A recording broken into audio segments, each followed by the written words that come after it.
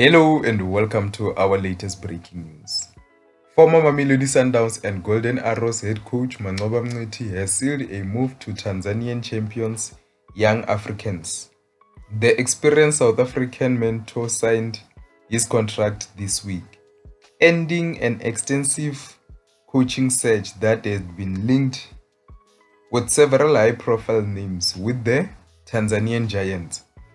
Although former Simba SC head coach Fadlu Davids was a strong contender due to his familiarity with the Tanzanian football, Yanga ultimately settled on Mngqithi. The Algerian coach Keredin Madoui and former Cape Town City FC mentor Eric Tinkler were also among the coaches that were considered. However, the 55-year-old Mngqithi, who recently parted ways with Golden Arrows after guiding the KZN outfit club to an impressive 6th place. Although the season ended positively, it became clear that both parties would go their separate ways, with the veteran keen to explore opportunities outside South Africa. He succeeds Portuguese coach Pedro Goncalves, who was dismissed despite Yanga being at the summit of the league standings. He has since been appointed as the head coach of AS FAR Rabat, the Moroccan Giants, and interim coach Abdi Hamad Malin then guided Yanga to a 5th successive Tanzanian Premier League title, finishing just 2 points ahead of Steve Barker's Simba SC. Mngqithi arrives at the club desperate to restore continuity after a turbulent spell in the dugout following Nazruddin Nabi's departure in June 2023.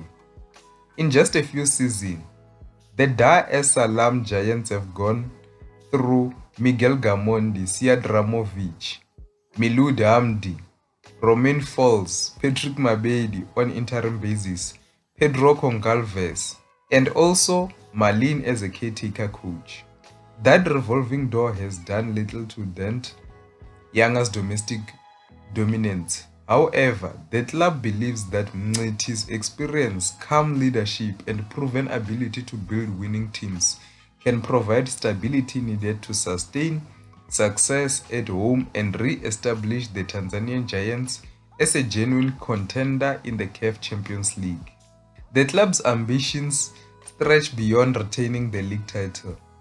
Last season's group stage exit from Africa's Premier Cup, the CAF Champions League, underlined the gap between domestic success and continental achievement, making a strong Champions League campaign a key priority. Mngqithi also walks into one of Africa's football's most compelling rivalries.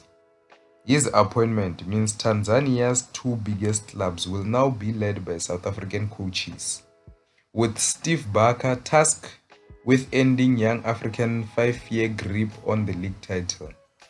Barker made encouraging strides in his first season at Simba, lifting 2 domestic cups and also finishing 2 points behind Young, suggesting that the gap between the fierce rival is now beginning to narrow. The arrival of Mngqithi sets the stage for a fascinating tactical duel between the two respected South African coaches as they battle for supremacy in Tanzanian football. Mngqithi arrives in Tanzania with an impressive trophy haul. He's won 8 Betway Premiership titles with Mamelodi Sundowns, 5 as Pitso Mosimane's assistant coach and 2 as co-coaches alongside Rhulani Mokoena, and the 8th was won during Mokwena's tenure as the sole head coach, with Manqoba Mngqithi serving as the senior coach. He also guided Golden Arrows to MTN glory during his first spell at the club, with their memorable 6-0 demolition of Ajax Cape Town in 2009, still standing as the biggest winning margin in the competition's final. Mngqithi was also part of Sundowns' technical team that led the club to a historic 2016 CAF Champions League triumph. So definitely the South African brings experience to Yanga. Now let me hear your thoughts. How do you think Manqoba Mngqithi will fare at Yanga? And do you think that he made a good choice by going to Tanzania? In recent years, we're seeing more South African coaches going abroad, and that's thanks to Pitso Mosimane, who pioneered this journey abroad with Al Ahly. And so many coaches have now followed suit. So is it a good appointment by Yanga to appoint Manqoba Mngqithi as their head coach? Let me hear your thoughts down below in the comment section. That's the end of the news for today. See you next time.